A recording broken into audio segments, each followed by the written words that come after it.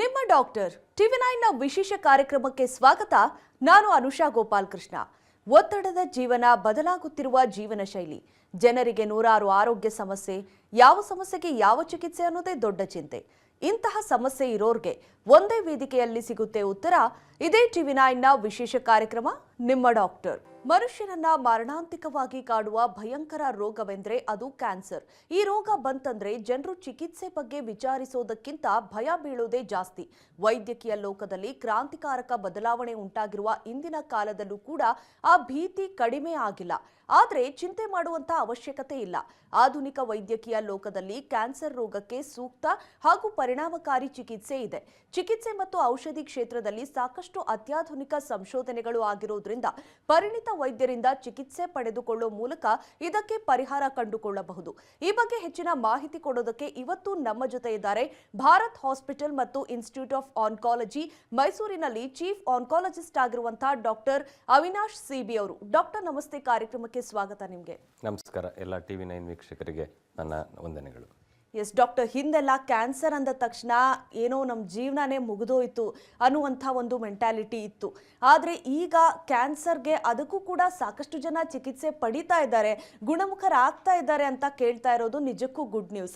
So ಕ್ಯಾನ್ಸರ್ಗೆ ಯಾವೆಲ್ಲ ರೀತಿ ಚಿಕಿತ್ಸೆಗಳು ಅಡ್ವಾನ್ಸಸ್ ಆಗಿದೆ ಡಾಕ್ಟರ್? ಈಗ ಕ್ಯಾನ್ಸರಲ್ಲಿ ಟ್ರೀಟ್ಮೆಂಟ್ ಬಗ್ಗೆ ಬಂದರೆ 3 ಮೇನ್ ಪಿಲ್ಲರ್ಸ್ ಅಂತ ಹೇಳ್ತೀವಿ. ಒಂದು surgery, oldest cancer treatment, next radiation, next chemotherapy. ಈ 3 ಟ್ರೀಟ್ಮೆಂಟು ಒಂದೇ ಪೇಷಂಟಿಗೆ ಎಲ್ಲದೂ ಬೇಕಾಗಿರೋದಿಲ್ಲ. ಸೊ 3 ಪೇಷಂಟ್ ಒಂದು ಪೇಷಂಟಿಗೆ ಈ 3 ಟ್ರೀಟ್ಮೆಂಟಲ್ಲಿ ಯಾವುದು ಸೂಕ್ತ, ಒಮ್ಮೊಮ್ಮೆ 3 ಬೇಕಾಗುತ್ತೆ ಅಥವಾ 1 ಬೇಕಾಗುತ್ತೆ. ಇತ್ತೀಚಿನ ನೀವು ಹೇಳಿದ ಹಾಗೆ ಸಾಕಷ್ಟು ಡೆವಲಪ್ಮೆಂಟಲ್ಲಿ ಇನ್ನೂ 2 ಪಿಲ್ಲರ್ ಆ್ಯಡ್ ಆಗಿದ್ದಾವೆ. ಒಂದು ಪ್ರಿಸಿಷನ್ ಆಂಕಾಲಜಿ ಅಥವಾ ಟಾರ್ಗೆಟೆಡ್ ಥೆರಪಿ, ಇನ್ನೊಂದು ಇಮ್ಯುನೋಥೆರಪಿ. ಈ ಟ್ರೀಟ್ಮೆಂಟ್ಗಳು ಈ ಮೊದಲಿನ 3 ಟ್ರೀಟ್ಮೆಂಟ್ಗಳಷ್ಟೇ ಸಾಕಷ್ಟು ಪರಿಣಾಮಕಾರಿಯಾಗಿರೋದ್ರಿಂದ ಇದನ್ನೂ ಸಹ 5 ಟ್ರೀಟ್ಮೆಂಟ್ ಪಿಲ್ಲರ್ಸ್ ಆಫ್ ಕ್ಯಾನ್ಸರ್ ಅಂತ ಹೇಳ್ತೀವಿ. Surgery, radiation, chemotherapy, targeted therapy ಮತ್ತು ಇಮ್ಯುನೋಥೆರಪಿ. ಓಕೆ ಡಾಕ್ಟರ್, ಕೀಮೋಥೆರಪಿ ಯಾರಿಗೆಲ್ಲ ಮಾಡಲಾಗುತ್ತೆ? ನೀವು ಹೇಳಿದ್ರಿ ಎಲ್ರಿಗೂ ಎಲ್ಲವೂ ಮಾಡುವಂಥ ಅವಶ್ಯಕತೆ ಇಲ್ಲ ಅನ್ನುವಂಥದ್ದು. ಮತ್ತು ಕೀಮೋಥೆರಪಿ ತುಂಬಾ ಅಂದರೆ ಸೂಕ್ಷ್ಮವಾದಂಥದ್ದು ಅನ್ನುವಂಥದ್ದು, ಅದರಲ್ಲೂ ಕೂಡ ರಿಸ್ಕ್ಗಳಿರುತ್ತಾ? ಯಾವೆಲ್ಲ ರೀತಿ ಕ್ಯಾನ್ಸರನ್ನು ಅದು ಟ್ರೀಟ್ ಮಾಡಬಲ್ಲದ್ದು ಅಂತ? ಕೀಮೋಥೆರಪಿ ಫಸ್ಟ್ ಶುರುವಾಗಿದ್ದು ಅರೌಂಡ್ ವರ್ಲ್ಡ್ ವಾರ್ ಟೈಮಲ್ಲಿ. ಅಲ್ಲಿ ಕೀಮೋಥೆರಪಿ ಶುರುವಾದಾಗ ಕೀಮೋಥೆರಪಿ ಹೆಂಗೆ ಕೆಲಸ ಮಾಡುತ್ತೆ ಅನ್ನೋದು ಹೇಳಿಬಿಟ್ರೆ ಈಸಿ ಆಗಿಬಿಡುತ್ತೆ. ಸೊ ಎಲ್ಲೆಲ್ಲಿ ಫಾಸ್ಟಾಗೆ ಸೆಲ್ಸ್ಗಳು ಮಲ್ಟಿಪ್ಲೈ ಆಗ್ತಾ ಇರ್ತವೆ ಆ ಸೆಲ್ಸನ್ನು ಸಾಯಿಸೋವಂಥ ಜವಾಬ್ದಾರಿ ಕೀಮೋಥೆರಪಿದು. ಅನ್ಫಾರ್ಚುನೇಟ್ಲಿ ನಮ್ಮ ಶರೀರದಲ್ಲಿ ಸಾಕಷ್ಟು ಫಾಸ್ಟಾಗಿ ಬೆಳೆಯುವಂಥ ಜೀವಕೋಶಗಳಿರ್ತವೆ. ಕೂದಲಿರಬಹುದು, ಅನ್ನನಾಳದ ಜೀವಕೋಶಗಳಿರ್ಬೋದು, ರಕ್ತದಿರ್ಬೋದು. ಹಾಗಾಗಿ ಕೀಮೋಥೆರಪಿ ಕೊಟ್ಟಾಗ ಕೂದಲುದ್ರುವಂಥದ್ದು ಅಥವಾ ನಮ್ಮ ಓರಲ್ ಮ್ಯೂಕೋಸೈಟಿಸ್ ಅಂತೀವಿ, ಬಾಯಿ ಹುಣ್ಣಾಗುವಂಥದ್ದು, ರಕ್ತದಲ್ಲಿ ಬಿಳಿ ರಕ್ತ ಕಣಗಳು ಏರ್ಪೇರಾಗುವಂಥದ್ದು, ಇವೆಲ್ಲ ಆಗೋದ್ರಿಂದ ಏನಾಗುತ್ತೆ, ಪೇಷಂಟ್ಗೆ ಕೀಮೋಥೆರಪಿ ಅಂದ ತಕ್ಷಣ ಭಯ ಹುಟ್ಟೋದು ಸಹಜ. ಬಟ್ ಇವತ್ತಿನ ದಿನದಲ್ಲೂ ಸಹ ಅರೌಂಡ್ 60% ಆಫ್ ದ ಪೇಷಂಟ್ಸಿಗೆ ಇನ್ನೂ ಕೀಮೋಥೆರಪಿ ಅವಶ್ಯಕತೆ ಇದೆ. ಮುಂದಿನ ದಿನಗಳಲ್ಲಿ ಬರ್ತಾ ಈ ಕೀಮೋಥೆರಪಿಯ ಉಪಯೋಗ ಕಡಿಮೆ ಆಗ್ತಾ ಹೋಗುತ್ತೆ. ಎಸ್ ಡಾಕ್ಟರ್, ನೀವು ಹೇಳ್ತಾ ಇದ್ರಿ ಈಗ ಸಾಕಷ್ಟು ಜನಕ್ಕೆ ಇಮ್ಯುನೋಥೆರಪಿ ಅನ್ನೋದು ಕೂಡ ನಾವು ಕೇಳ್ಪಡ್ತಾ ಇದ್ದೀವಿ. ಅದು ಯಾವ ರೀತಿ ಬೆಟರ್ ಮಾಡಿದೆ ಈ ಒಂದು ಕ್ಯಾನ್ಸರ್ ಚಿಕಿತ್ಸೆಗೆ ಸಹಾಯ ಮಾಡುವಲ್ಲಿ ಅನ್ನುವಂಥ? ಈ ಇಮ್ಯುನೋಥೆರಪಿ ಅನ್ನೋದು ಭಾಳ ಹೊಸ ಕಾನ್ಸೆಪ್ಟು. ನಮ್ಮ ಶರೀರದಲ್ಲಿ ಯಾವುದೇ ಒಂದು ಫಾರಿನ್ ಸೆಲ್ ಬಂದಾಗ, ಈ ಉದಾಹರಣೆಗೆ ಇನ್ಫೆಕ್ಷನ್ ಆಯ್ತು ನಿಮಗೆ, ಸೊ ಏನಾಗುತ್ತೆ, ನಮ್ಮ ಇಮ್ಯೂನ್ ಸೆಲ್ಸ್ ಹೋಗ್ಬಿಟ್ಟು ಆ ಇನ್ಫೆಕ್ಷನ್ನ ಸಾಯಿಸ್ಬಿಡುತ್ತೆ. ಸೊ ಕ್ಯಾನ್ಸರ್ ಸೆಲ್ಸು ಸಹ ಜಿನೆಟಿಕಲಿ ಮಾಡಿಫೈ ಆಗಿರೋದ್ರಿಂದ ಅವು ನಮ್ಮ ಸೆಲ್ಸ್ ಅಲ್ಲ. ಸೊ ಹಾಗಾಗಿ ಇಮ್ಯೂನ್ ಸೆಲ್ಸ್ ಆಟೋಮೆಟಿಕಲಿ ಅವನ್ನ ಹೋಗಿ ಸಾಯಿಸಲೇಬೇಕು. ಬಟ್ ಕ್ಯಾನ್ಸರ್ ಸೆಲ್ಸ್ ಭಾಳ ಇಂಟೆಲಿಜೆಂಟು. ಅವೇನು ಮಾಡ್ಕೊಂಡಿರ್ತವೆ, ಅವನ್ನ ಮಾಸ್ಕ್ ಮಾಡ್ಕೊಂಬಿಟ್ಟು ನಮ್ಮ ಇಮ್ಯೂನ್ ಸೆಲ್ಸನ್ನು ಅವು ರೆಕಗ್ನೈಸ್ ಆಗದಾಗಿ ನೋಡ್ಕೊತಾ ಇರ್ತವೆ. ಸೊ ನಮ್ಮ ಇಮ್ಯುನೋಥೆರಪಿ ಏನು ಮಾಡುತ್ತೆ, ಅದನ್ನು ಅನ್ಮಾಸ್ಕ್ ಮಾಡಿಬಿಡುತ್ತೆ. ಅನ್ಮಾಸ್ಕ್ ಮಾಡಿದಾಗ ಕ್ಯಾನ್ಸರ್ ಸೆಲ್ಸ್ಗಳನ್ನ ನಮ್ಮ ಇಮ್ಯೂನ್ ಸೆಲ್ಸು ಅದು ಫಾರಿನ್ ಸೆಲ್ಸ್ ಅಂತ ರೆಕಗ್ನೈಸ್ ಮಾಡಿ ಸಾಯಿಸೋದು. ಸೊ ನೀವು ಯಾವುದೇ ಒಂದು ಇಮ್ಯುನೋಥೆರಪಿ ಕೊಟ್ಟಾಗ ಡೈರೆಕ್ಟಾಗಿ ಕ್ಯಾನ್ಸರ್ ಸೆಲ್ಸ್ ಸಾಯೋದಿಲ್ಲ. ನಮ್ಮ ಇಮ್ಯೂನ್ ಸೆಲ್ಸ್ನ ಒಂಥರ ಸ್ವಿಚ್ ಆನ್ ಮಾಡಿ ಹೋಗಿ ಅದನ್ನು ಸಾಯಿಸಿರಿ ಅಂತ ಹೇಳ್ಕೊಟ್ಟಂಗೆ. ಹಾಗಾಗಿ ನಾನು ಆಗಲೇ ಹೇಳಿದಂಥ ಕೀಮೋಥೆರಪಿ ರಿಲೇಟೆಡ್ ಸೈಡ್ ಎಫೆಕ್ಟ್ಗಳು ಇದರಲ್ಲಿರಲ್ಲ. ಡಾಕ್ಟರ್ ಅಂತ ಹೇಳಿದ್ರೆ ಈಗ ಈ ಚಿಕಿತ್ಸೆಗೂ ಮತ್ತೆ ವಿಧಾನ ಅಂದರೆ ಏನಿರುತ್ತೆ, ಈಗ ಕ್ಯಾನ್ಸರ್ ಪೇಷಂಟ್ನ ಹಂತ ಎಷ್ಟು ಡಿಸೈಡ್ ಮಾಡುತ್ತೆ? ಅಂದರೆ ಕೀಮೋಥೆರಪಿ ಆಗಿರ್ಬೋದು, ಇಮ್ಯುನೋಥೆರಪಿ ಆಗಿರ್ಬೋದು, ಈಗಾಗಲೇ 3rd stage 4th stage reach ಆಗೋರಿಗೆ ಅವ್ರಿಗೂ ಕೂಡ ಇದನ್ನು ಕೈಗೊಳ್ಳಬಹುದಾ? ಯಾವ ರೀತಿ ವ್ಯತ್ಯಾಸಗಳಾಗುತ್ತೆ? ಮುಂಚೆ ಇಮ್ಯುನೋಥೆರಪಿನ ನಾವು ಬರೀ ಸ್ಟೇಜ್ 4 ಯೂಸ್ ಮಾಡ್ತಾ ಇದ್ವಿ. ಬಟ್ ಇತ್ತೀಚಿನ ದಿನಗಳಲ್ಲಿ ಸ್ಟೇಜ್ 3 ಅಥವಾ ಆಪ್ರೇಷನ್ ಮಾಡಾದ್ಮೇಲೆ ಕೊಡುವಂಥ ಇಮ್ಯುನೋಥೆರಪಿ. ಈ ಇಮ್ಯುನೋಥೆರಪಿದ ಮೇನ್ ಅಡ್ವಾಂಟೇಜ್ ಏನಂದರೆ, ಈಗ ಉದಾಹರಣೆಗೆ ಸ್ಟೇಜ್ 3, 4 ಅಥವಾ 4ಅಲ್ಲಿ ನಾವು ಹಾರ್ಡ್ಲಿ ಮಂತ್ ಸರ್ವೈವಲ್ ಹೇಳ್ತಿದ್ವಿ. 6 ಮಂತ್ಸ್ 9 ಮಂತ್ಸ್ ಸರ್ವೈವಲ್ ಹೇಳಿದ್ದು 5 ಇಯರ್ಸು 10 ಇಯರ್ಸ್ ಈ ರೀತಿ ಮಾತಾಡ್ತಾ ಇದ್ದೀವಿ. ಅಂದರೆ ಸ್ಟೇಜ್ 4ಅಲ್ಲೂ ಸಹ ಇಮ್ಯುನೋಥೆರಪಿ ತಗೊಂಡವರು 5 ಇಯರ್ಸು 10 ಇಯರ್ಸ್ ಬದುಕ್ತಾ ಇದ್ದಾರೆ ಅಂದರೆ that's a very good advance. ಅದನ್ನು ನಾವು ಯಾಕೆ ಸ್ಟೇಜ್ 3ಯಲ್ಲೂ ಸಹ ಅಪ್ಲೈ ಮಾಡಬಾರ್ದು ಅನ್ನೋ ಕಾನ್ಸೆಪ್ಟ್ ಬಂದುಬಿಟ್ಟು, ಸ್ಟೇಜ್ 3ಯಲ್ಲೂ survival rate around 50%, cure rate ಅನ್ನೋದು 70%, 80% ಮಾಡ್ತಾ ಇದ್ದಾವೆ ಇಮ್ಯುನೋಥೆರಪಿಗಳು. ಸೊ ಬರ್ತಾ ಬರ್ತಾ ಇಮ್ಯುನೋಥೆರಪಿ ಮತ್ತು ಟಾರ್ಗೆಟೆಡ್ ಥೆರಪಿಗಳು ಬರೀ ಸ್ಟೇಜ್ 4ಅಲ್ಲ, ಸ್ಟೇಜ್ 3ಯಲ್ಲೂ ಸಹ ಬರ್ತಾ ಇದೆ. ಡಾಕ್ಟರ್, ಸುಮಾರು ಜನ ಪೇಷಂಟ್ಸ್ಗೆ ಸರ್ಜರಿ ಅಂತ ಹೇಳಿದ್ರೇ ಭಯ ಬಿದ್ದು ಬಿಡ್ತಾರೆ. ಒಂದು ಕಡೆ ಕ್ಯಾನ್ಸರ್ ಅಂತಹ ಮಾರಕ ರೋಗವನ್ನು ಹೋರಾಡ್ತಾ ಇರ್ತಾರೆ, ಅದರಲ್ಲಿ ಸರ್ಜರಿ ಎಲ್ಲ ಹೇಗಾಗುತ್ತೋ, ಚಿಕಿತ್ಸೆ ಮುಂದೆ ಹೇಗಿರುತ್ತೆ ಅನ್ನುವಂಥ ಆತಂಕ ಇರುತ್ತೆ. ತುಂಬ ಜನ ಪೇಷಂಟ್ಸ್ಗೆ ಮಿನಿಮಲಿ ಇನ್ವೇಸಿವ್ ಇರುವಂಥದ್ದು, ಅಲ್ಲಿ ಅರ್ಧ ಅವ್ರಿಗೆ ಒಂದು ಮಾನಸಿಕವಾಗಿ ಶಕ್ತಿ ಬರುತ್ತೆ. ಸೊ ಇವಾಗ ಎಲ್ಲ ಕಡೆ ರೊಬಾಟಿಕ್ಸ್ ಬಂದಿದೆ, ರೇಡಿಯೇಷನ್ ಥೆರಪಿಗಳೆಲ್ಲ ಬಂದಿದೆ. ಸೊ ಕ್ಯಾನ್ಸರಲ್ಲಿ ಅದು ಎಷ್ಟು ಮುಖ್ಯವಾಗುತ್ತೆ ಅದ್ರ ಬಗ್ಗೆ ನೀವು ಹೇಳೋದಾದರೆ ಡಾಕ್ಟರ್, ರೊಬಾಟಿಕ್ ಸರ್ಜರಿಗಳ ಬಗ್ಗೆ. ಈಗ ಕ್ಯಾನ್ಸರ್ ಸರ್ಜರಿಗಳು ಕಾಂಪ್ಲೆಕ್ಸ್ ಸರ್ಜರಿಗಳು ಯೂಶಲಿ, ಬಿಕಾಸ್ ದೊಡ್ಡ ಸರ್ಜರಿ ಇರುತ್ತೆ, ಟ್ಯೂಮರ್ ತೆಗಿಬೇಕು, ಸುತ್ತಮುತ್ತ ಸ್ಟ್ರಕ್ಚರ್ಸು ಕ್ಯಾನ್ಸರ್ ಸ್ಪ್ರೆಡ್ ಆಗಿರಬಹುದು ಅಂತ ಹೇಳಿ ತೆಗಿತೀವಿ. ಸೊ ಆಗಿದ್ದಾಗ ದೊಡ್ಡ ಇನ್ಸಿಷನ್ ಇರುತ್ತೆ, ರಿಕವರಿ ಲೇಟ್ ಆಗುತ್ತೆ. ಎಸ್ಪೆಷಲಿ ಫುಡ್ ಪೈಪ್ದು ಅಥವಾ ಸ್ಟೊಮಕ್ದು, ಕೋಲಾನ್ದು ಸರ್ಜರಿ ಮಾಡಿದಾಗ ಪೇಷಂಟ್ಸ್ ರಿಕವರಿ ಪೀರಿಯಡ್ ತುಂಬ ಲಾಂಗ್ ಇರುತ್ತೆ. ಸೊ ಈ ಮಿನಿಮಲಿ ಇನ್ವೇಸಿವ್ ಸರ್ಜರಿ ಓಪನ್ ಸರ್ಜರಿ ಆದಮೇಲೆ ಬಂದಿದ್ದು. ಇವತ್ತಿನ ರೋಬೋಟಿಕ್ ಸರ್ಜರಿ ನಮ್ಮ ಭಾರತ ಹಾಸ್ಪಿಟಲ್ಲು ಈಗ ಅವೈಲಬಲ್ ಇದೆ. ಹೇಗೆ ಅಡ್ವಾಂಟೇಜಸ್ ಅಂತ ಹೇಳಿದರೆ, ಚಿಕ್ಕ ಚಿಕ್ಕ ರಂಧ್ರಗಳು ಮಾಡಿಬಿಟ್ಟು ಅದನ್ನು ಕಂಪ್ಲೀಟ್ ಆ ಕಾಂಪ್ಲೆಕ್ಸ್ ಸರ್ಜರಿನ ಈಸಿ ಮಾಡುವಂಥದ್ದು. ಬ್ಲಡ್ ಲಾಸ್ ಕಡಿಮೆ ಇರುತ್ತೆ, ರಿಕವರಿ ಪೀರಿಯಡ್ ಸಹ ಬೇಗ. ಅಂದರೆ ಆಲ್ಮೋಸ್ಟ್ ದೊಡ್ಡ ಕಾಂಪ್ಲೆಕ್ಸ್ ಸರ್ಜರಿ ಮಾಡಿದ ಮೇಲೆ ಮುಂಚೆ 7 to 10 ಡೇಸ್ ICU ಅಲ್ಲಿರುವಂಥ ಪೇಷಂಟ್ಗಳು ಈಗ 2-3 ದಿನದಲ್ಲಿ ವಾಕ್ ಮಾಡ್ತಾ ಇದ್ದಾರೆ, ವಾಪಸ್ ಡ್ಯೂಟಿಗೆ ಹೋಗ್ಬೋದು. I think that is the advantage of robotic surgery. Robotic surgery ಮಾಡಿದ ತಕ್ಷಣ ಔಟ್ಕಮ್ ತುಂಬ ಡಿಫ್ರೆಂಟ್ ಇಲ್ಲ, ಸೇಮ್ ಇಟ್ಕೊಂಡು ನೀವು ರಿಕವರಿ ಪೀರಿಯಡ್ ಕಡಿಮೆ ಮಾಡಿ, ಬ್ಲಡ್ ಲಾಸ್ ಕಡಿಮೆ ಮಾಡಿ, ಕಾಂಪ್ಲಿಕೇಶನ್ ಕಡಿಮೆ ಮಾಡಿದರೆ that is an advantage. Okay doctor, ಇನ್ನು ಈ ಬ್ರ್ಯಾಕಿ ಥೆರಪಿ ಅಂತ ಹೇಳಿದ್ರೆ ಏನು ಡಾಕ್ಟರ್? ಅದು ಈ ರೇಡಿಯೇಷನ್ ಚಿಕಿತ್ಸೆ ಅದೇ ರೀತಿ ಆಗಿರುತ್ತಾ, ಅದರೊಂದರ ಭಾಗನ ಇದು ಯಾವ ರೀತಿ? ಈ ರೇಡಿಯೇಷನ್ ಥೆರಪಿ ಅಂದರೆ ನಾವು ಹೈ ಡೋಸ್ ಎಕ್ಸ್ರೇಯಿಂದ ಟ್ಯೂಮರ್ ಸೆಲ್ನ ಸಾಯಿಸುವಂಥದ್ದು. ಸೊ ಅದರಲ್ಲಿ 2 ಮೇನ್ ಮುಖ್ಯ ರೀತಿ ಇರ್ತವೆ. ಒಂದು ಎಕ್ಸ್ಟರ್ನಲ್ ರೇಡಿಯೇಷನ್, ಅಂದರೆ ಹೊರಗಡೆಯಿಂದ ನಾವು ಕಿರಣಗಳನ್ನು ಬಿಟ್ಟುಬಿಟ್ಟು ಟ್ಯೂಮರ್ನ ನಾಶ ಮಾಡೋದು. ಇನ್ನೊಂದು ಇಂಟರ್ನಲ್ ರೇಡಿಯೇಷನ್ ಅಂತೀವಿ, ಅಂದರೆ ಟ್ಯೂಮರ್ ಎಲ್ಲಿರುತ್ತೆ ಅಲ್ಲಿ ಪ್ರಿಸೈಸಾಗಿ ಹೋಗಿಬಿಟ್ಟು ರೇಡಿಯೇಷನ್ ಕೊಟ್ಟು ನಾಶ ಮಾಡೋದು. ಅದಕ್ಕೆ ನಾವು ಬ್ರೇಕಿ ಥೆರಪಿ ಅಥವಾ ಇಂಟರ್ನಲ್ ರೇಡಿಯೇಷನ್ ಅಂತೀವಿ. ಇದು ಕೆಲವು ಕ್ಯಾನ್ಸರ್ಗಳಲ್ಲಿ ಹೆಲ್ಪ್ ಆಗುತ್ತೆ. ಎಲ್ಲ ಕ್ಯಾನ್ಸರ್ಗಳಲ್ಲೂ ಬ್ರೇಕಿ ಥೆರಪಿ ಬರಲ್ಲ. ಬಟ್ ಒಂದು ಕಾಂಪ್ರಹೆನ್ಸಿವ್ ಸೆಂಟರ್ ಬಂದಾಗ ರೇಡಿಯೇಷನ್, ಈ ಉದಾಹರಣೆಗೆ ಗರ್ಭಕೋಶದ ಕಂಠದ ಕ್ಯಾನ್ಸರ್ ಅಥವಾ ಸರ್ವೈಕಲ್ ಕ್ಯಾನ್ಸರ್ ಕಾಮನ್ನಾಗಿ ಕಾಣಿಸುತ್ತೆ. ಅಲ್ಲಿ ಎಲ್ಲ ಪೇಷಂಟ್ಸಿಗೂ ಎಕ್ಸ್ಟರ್ನಲ್ ರೇಡಿಯೇಷನ್ ಆದಮೇಲೆ ಇಂಟರ್ನಲ್ ರೇಡಿಯೇಷನ್ ಅವಶ್ಯಕತೆ ಬರುತ್ತೆ. ಅದು ಒಂದು ಇಂಟರ್ನಲ್ ರೇಡಿಯೇಷನ್ಗೋಸ್ಕರ ಮೈಸೂರು ಬಿಟ್ಟು ಪೇಷಂಟ್ ಬೆಂಗಳೂರಿಗೆ ಬರೋ ಅವಶ್ಯಕತೆ ಇಲ್ಲ. ಸೊ ಇಡೀ ಮೈಸೂರಲ್ಲಿ ಇರೋದು ಬ್ರೇಕಿ ಥೆರಪಿ ಒಂದೇ ಒಂದು ಅಂದರೆ ಭಾರತ ಹಾಸ್ಪಿಟ್ಲಲ್ಲಿ. ಸೊ ಯಾವ ಇದು ರೇಡಿಯೇಷನ್ಗೆ ಎಕ್ಸ್ಟರ್ನಲ್ ರೇಡಿಯೇಷನ್ ಮತ್ತು ಇಂಟರ್ನಲ್ ರೇಡಿಯೇಷನ್ ಎರಡೂ ಬೇಕಾಗುತ್ತೆ ಪೇಷಂಟ್ಗೆ, ಒಂದೇ ಸೆಂಟ್ರಲ್ಲಿದ್ದಾಗ ಪೇಷಂಟಿಗೆ ಅನುಕೂಲ. ಓಕೆ ಡಾಕ್ಟರ್, ಇನ್ನು ಈ ರೇಡಿಯೇಷನ್ ಥೆರಪಿಯಲ್ಲೂ ಕೂಡ ಹಲವಾರು ವಿಧಾನಗಳಿದೆ. ಅದರಲ್ಲಿ ಈ ಸ್ಟೀರಿಯೋಟ್ಯಾಕ್ಟಿಕ್ ರೇಡಿಯೋಥೆರಪಿ ಅಂತೆಲ್ಲ ಹೇಳ್ತೀವಿ. ಸೊ ಅದನ್ನು ಯಾವ ಪೇಷಂಟ್ಸ್ಗೆ ಕೊಡಲಾಗುತ್ತೆ, ಅದರ ವಿಶೇಷತೆ ಏನು doctor?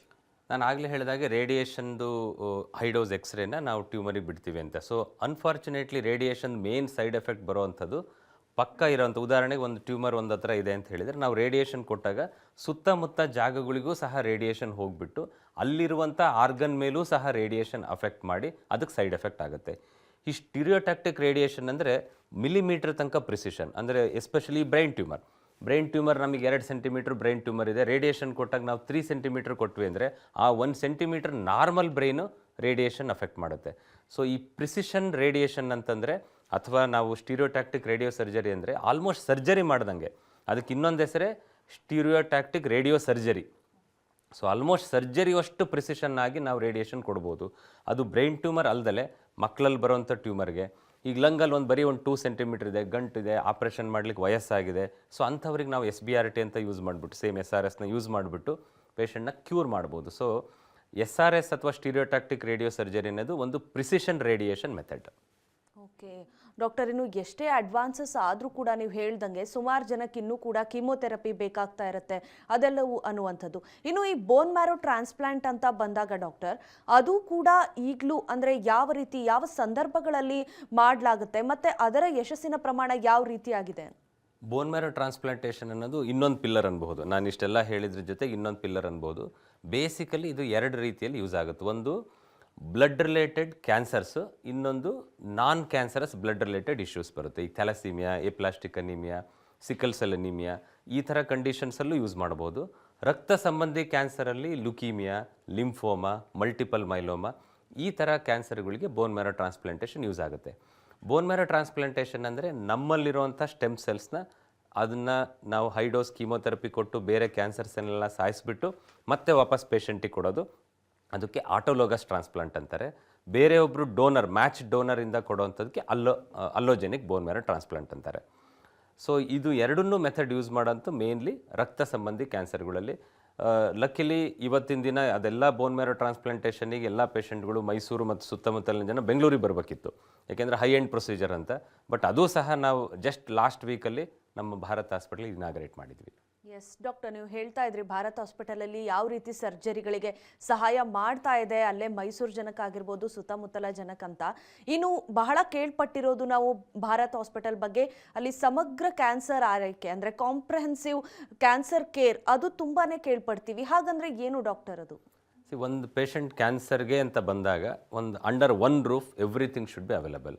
Right from screening methods, ಅಂದರೆ ಒಬ್ಬರು ಕ್ಯಾನ್ಸರ್ ಇರಬಹುದು ಅಂತ ಅಂದ್ಕೊಂಡು ಬಂದವರಿಗೆ ಸ್ಕ್ರೀನಿಂಗ್ ಮೆಥಡ್ಸ್ ಇರಬೇಕು. ಅದಕ್ಕೆ ತಕ್ಕಂತೆ ಈ ಮ್ಯಾಮೋಗ್ರಫಿ, ಪ್ಯಾಪ್ಸ್ಮಿಯರ್ ಈ ಥರ ಇರಬೇಕು. ಒಂದು ಸರಿ ಡಯಾಗ್ನೋಸಿಸ್ ಅಂತ ಒಂದು ರಿಪೋರ್ಟ್ ಇಟ್ಕೊಂಡು ಬಂದ್ರಿ ಅಂತಂದರೆ ಬಯಾಪ್ಸಿ ಮಾಡೋವಂಥ ಮೆಥಡ್ ಇರಬೇಕು. ಅದಕ್ಕೆ ತಕ್ಕಂತೆ ಪೆಥಾಲಜಿ ಫೆಸಿಲಿಟಿ ಇರಬೇಕು, radiology facility including PET CT ಇದಿರಬೇಕು. ನೆಕ್ಸ್ಟು ಟ್ರೀಟ್ಮೆಂಟಲ್ಲಿ 3 ಮೆಥಡ್ಡು, ಸರ್ಜರಿ, ರೇಡಿಯೇಷನ್ನು ಮತ್ತು ನಮ್ಮದು ಇರುವಂಥ ಇಮ್ಯುನೋಥೆರಪಿ ಆಗಿರಬಹುದು ಅಥವಾ ಕೀಮೋಥೆರಪಿ ಆಗಿರ್ಬೋದು, ಇದಿರಬೇಕು. ಇದಲ್ದಲ್ಲೇ ನೆಕ್ಸ್ಟು ಸೈಕಾಲಜಿ ಸಪೋರ್ಟ್ ಇರ್ಬೋದು, ಫೈನಾನ್ಷಿಯಲ್ ಸಪೋರ್ಟ್ ಇರ್ಬೋದು. ಸೊ ಇವೆಲ್ಲವೂ ಸಹ ಒಂದೇ ರೂಫಲ್ಲಿ ಸಿಕ್ಕರೆ ಅದಕ್ಕೆ ನಾವು ಕಾಂಪ್ರಹೆನ್ಸಿವ್ ಕ್ಯಾನ್ಸರ್ ಸೆಂಟರ್ ಅಂತೀವಿ. ಲಕ್ಕಿಲಿ ನಮ್ಮ ಮೈಸೂರಲ್ಲಿ Bharat hospital the best comprehensive cancer centre. Doctor, ಹೆಚ್ಚಾಗಿ ಕ್ಯಾನ್ಸರ್ ನಾವು ಜೆನೆಟಿಕ್ಸಿಂದನೂ ಬರೋದನ್ನು ಗಮನಿಸ್ತಾ ಇರ್ತೀವಿ, ಅಥವಾ ಕ್ಯಾನ್ಸರಿಯಸ್ ಅಂದರೆ ಫ್ಯಾಮಿಲಿ ಬ್ಯಾಕ್ಗ್ರೌಂಡ್ ಇರುತ್ತೆ, ಅಥವಾ ಮುಂಚೆ ಏನೋ ಒಂದಷ್ಟು ಸಿಂಪ್ಟಮ್ಸ್ ತೋರಿಸಿದ್ರು ಕೂಡ ಅಂಥವ್ರಿಗೆ ಯಾವ ರೀತಿ ಕ್ಯಾನ್ಸರ್ ಬರದೇ ಇರೋ ಥರ ಪ್ರಿವೆನ್ಷನ್ ಮಾಡೋದಕ್ಕೆ ಯಾವ ರೀತಿ ಅವರು ಅಂದರೆ ಪ್ರಯತ್ನವನ್ನು ಪಡಬಹುದು ಅನ್ನುವಂಥದ್ದು. ನೀವು ಇಮ್ಯುನೋಥೆರಪಿ ಹೇಳಿದ್ರಿ, ಅದು ಕೂಡ ಅಂದರೆ ಕ್ಯಾನ್ಸರ್ ಇಲ್ಲದೇ ಇರೋ ಪೇಷಂಟ್ಸ್ ಕೂಡ ಅದನ್ನು ಮಾಡಿಸ್ಕೊಳ್ಬಹುದಾ? ಇಲ್ಲ ಆ ಥರ ಇಲ್ಲ. ಸೊ ಫಸ್ಟ್ ಆಫ್ ಆಲ್ ಎಲ್ಲ ಕ್ಯಾನ್ಸರ್ಗಳು ಹೆರಿಡಿಟ್ರಿ ಅಲ್ಲ. ಸುಮಾರು ಅರೌಂಡ್ 10 to 15% ಕ್ಯಾನ್ಸರ್ಗಳು ಮಾತ್ರ ಹೆರಿಡಿಟ್ರಿ. ಸ್ಪೆಸಿಫಿಕಲಿ ಹೇಳಬೇಕು ಅಂದರೆ ಈ breast cancer, ovarian cancer, prostate cancer, ಕೆಲವು ಪ್ಯಾಂಕ್ರಿಯಾಟಿಕ್ ಕ್ಯಾನ್ಸರು, ಕೋಲಾನ್ ಕ್ಯಾನ್ಸರ್, ಈ ಥರ ಸೆಲೆಕ್ಟಿವ್ ಕ್ಯಾನ್ಸರ್ಸ್ ಮಾತ್ರ ಹೆರಿಡಿಟ್ರಿ ಇರ್ತವೆ. ಹೆರಿಡಿಟ್ರಿ ಹಿಸ್ಟ್ರಿ ಇದ್ದಾಗ ಒಬ್ರು ಯಾರೋ ಪೇಷಂಟ್ ಬಂದು ಅಥವಾ ಒಬ್ರು ಯಾರೋ ನನ್ನ ಹತ್ರ ನಾನ್ ಪೇಷಂಟ್ ಬಂದುಬಿಟ್ಟು ಒಬ್ಬರು ಈಗ ನಮ್ಮ ಮನೆಯಲ್ಲಿ ನಮ್ಮ ತಾಯಿಗಿತ್ತು ಕ್ಯಾನ್ಸರ್, ನನಗೆ ಬರಬಹುದಾ ಅಂತ ಕೇಳಿದಾಗ ನಾವು ಬ್ಲಡ್ಡಲ್ಲಿ ಆ ಜೀನ್ ಏನಾದ್ರು ಟ್ರಾನ್ಸ್ಫರ್ ಆಗಿದೆಯಾ ಇಲ್ಲ ಅಂತ ಟೆಸ್ಟ್ ಮಾಡ್ತೀವಿ. ಅವ್ರಿಗೆ ಏನಾದ್ರು ಇತ್ತು ಅಂತ ಹೇಳಿದರೆ ಅದಕ್ಕೆ ಪ್ರಿವೆಂಟಿವ್ ಸ್ಟ್ರಾಟಜೀಸ್ ಇದೆ ವಿನಃ ಟ್ರೀಟ್ಮೆಂಟ್ ಇಮ್ಯುನೋಥೆರಪಿ ಥರ ಕೊಡ್ಲಿಕ್ಕೆ ಬರಲ್ಲ. ಏನು ಪ್ರಿವೆಂಟಿವ್ ಸ್ಟ್ರಾಟಜೀಸ್? ಕೆಲವೊಮ್ಮೆ ಮೆಡಿಕಲ್ ಮ್ಯಾನೇಜ್ಮೆಂಟ್ ಸಿಂಪಲ್ ಟ್ಯಾಬ್ಲೆಟ್ ಇರಬಹುದು. ಎಲ್ಲದಕ್ಕಿಂತ ಬೆಸ್ಟ್ ಅಂತ ಹೇಳಿದರೆ it is always screening methods. So ಅವ್ರಿಗೆ ಏನೇ ಲಕ್ಷಣಗಳು ಕಂಡ್ರೆ ತಕ್ಷಣ ಹೋಗಿ ತೋರಿಸೋದು. ಲಕ್ಷಣಗಳು ಕಾಣಲಿಲ್ಲ ಅಂತ ಹೇಳಿದ್ರು ಇಯರ್ಲಿ 6 ಮಂತ್ಲಿ ನಾವು ಫಾಲೋಅಪ್ ಶೆಡ್ಯೂಲ್ ಕೊಡ್ತೀವಿ. ಸೊ ಆ ಥರ ಮಾಡಿದಾಗ ಕ್ಯಾನ್ಸರ್ನ ನಾವು ಅರ್ಲಿಯೆಸ್ಟ್ ಸ್ಟೇಜ್ ಪಾಸಿಬಲ್ ಸ್ಟೇಜಲ್ಲಿ ಡಿಟೆಕ್ಟ್ ಮಾಡಬಹುದು.